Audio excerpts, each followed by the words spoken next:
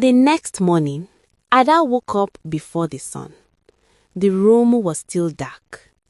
Her children were sleeping beside her, their small bodies curled up under the thin blanket. For a moment, she just sat there and watched them.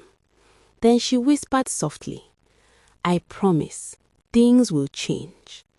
But making that promise was easier than keeping it.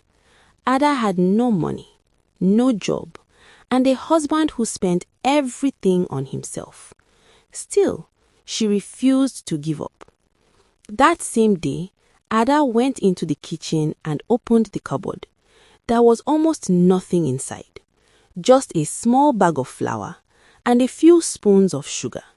She stared at it for a long moment. Then suddenly, an idea came to her mind. Later that afternoon, Ada borrowed a small frying pan from her neighbor. She mixed the flour, sugar, and water carefully. Soon, the smell of hot pancakes filled the tiny kitchen. Her children watched with wide eyes. "Mommy, are we eating all of that?" her son asked. Ada smiled. "Not today, my love. We're selling them." That evening, Ada stood by the roadside with a small tray of pancakes. Cars passed. People walked by. Some ignored her. Some laughed. One man even said, "Does your husband know you are standing here selling food like this?" Ada lowered her head but said nothing. She had already learned something important. Pride does not feed children. Finally, a woman stopped. "How much for one?" she asked. 10, Ada replied softly. The woman bought 2. Ada stared at the small money in her hand. It was not much, but it was the first money she had earned for her children. Tears quietly rolled down her cheeks. When she returned home that night, she bought bread and eggs. The children were so happy they could hardly sit still. Her daughter hugged her tightly. "Mommy, you are the best cook in the world." Ada laughed through her tears. But while Ada was working harder than ever, Emeka was living a completely different life. That same night, he was in the club again. Music loud, lights flashing, champagne bottles on the table, women laughing beside him. He threw money into the air like it meant nothing. Meanwhile, Ada sat on the floor at home counting the small coins she had earned. 20, 30, 40. It was not enough yet, but it was a start. Night after night, Ada continued selling food quietly. Sometimes pancakes, sometimes fried snacks, sometimes small homemade meals. Her hands burned from the hot oil, her feet hurt from standing for hours. But she never complained, because every night her children went to bed with food. Months passed. Slowly, very slowly, Ada's small tray became a small food stand. More people began buying from her. Some even came back every day. But she kept it a secret. She didn't want Emeka to know, because deep inside, she knew he would try to take the money. One night, Emeka finally noticed something strange. When he came home, the children were eating chicken, real chicken, not just bread. He frowned. Where did this food come from? Ada froze. Her heart began to beat faster. She knew this moment would come, but she wasn't ready for what would happen next. Ada froze. Her heart pounded loudly in her chest. Emeka stood in the middle of the room, staring at the table where the children were eating chicken happily. He looked confused, suspicious. Then his eyes slowly turned toward Ada. "Where did this come from?" he asked again. The room suddenly felt very small. Ada took a deep breath. "It's food," she said quietly. Emeka slammed his hand on the table. "I know it's food. I'm asking who paid for it." The children stopped eating. They had never seen their father so angry before. Ada stayed calm. "I did." For a moment, Emeka just stared at her. Then he laughed loudly. "You?" "Yes," Ada replied. "I've been working." The laughter on Emeka's face slowly disappeared. What kind of work? Ada hesitated, but there was no point hiding it anymore. I sell food. Silence filled the room.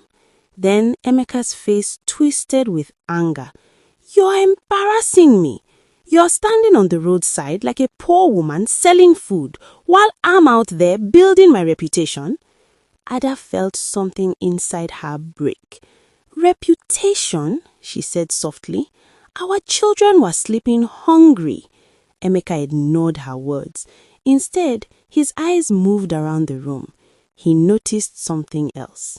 The small container on the table, filled with money. He walked toward it slowly. What is this? Ada quickly stepped forward. Don't touch it. But Emeka had already picked it up. He counted the money. His eyes widened. You've been hiding money from me? That money is for the children, Ada said firmly. Emeka laughed coldly. I'm the man of this house. Everything here belongs to me. He grabbed the money and put it in his pocket. The children started crying. Ada felt tears fill her eyes. But this time, she didn't stay silent. That night, after Emeka left the house again to go partying, Ada packed a small bag, clothes for the children, a few cooking tools, and the little money she had secretly hidden somewhere else. Then she looked around the room one last time. The cracked walls, the broken fan, all the memories of suffering.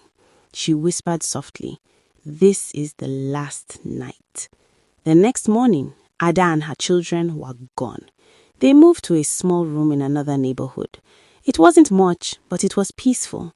And for the first time in years, Ada felt free. She worked harder than ever. Her small food stand slowly grew bigger. Customers loved her cooking. Word spread. Soon, people traveled from different parts of the city just to eat her food. Years passed. Her tiny stand became a restaurant, then another one, then another. Ada had become a successful businesswoman, but she never forgot the nights her children slept hungry. Meanwhile, Emeka's life slowly fell apart. The money he once wasted in clubs disappeared. His friends disappeared too. The women disappeared. And one day, he lost his job. Suddenly, the man who once threw money in the air had nothing left. One afternoon, Emeka walked into a beautiful restaurant. He was tired, hungry, and broke. He sat down quietly. Then he looked up at the sign on the wall. The restaurant owner's name, Ada's Kitchen. His heart dropped. At that moment, Ada walked out from the kitchen, confident, strong, successful. Their eyes met. For a long moment, Emeka said nothing. Then he whispered, "Ada, please help me." Ada looked at him calmly. This was the man who once let his children sleep hungry, the man who took the money she worked so hard to earn. But Ada had changed. She was no longer the silent woman he used to control. She turned to a waiter and said, "Give him food." Then she looked back at Emeka. "But don't ever ask me for anything else again." Emeka lowered his head. For the first time in his life, he understood what he had lost. That night, Ada went home to her children. They were older now, happy, safe, and proud of their mother. Her daughter hugged her and said, "Mom, you're the strongest woman I know." Ada smiled because the woman who once cried over an empty kitchen had built a life no one could ever take away again.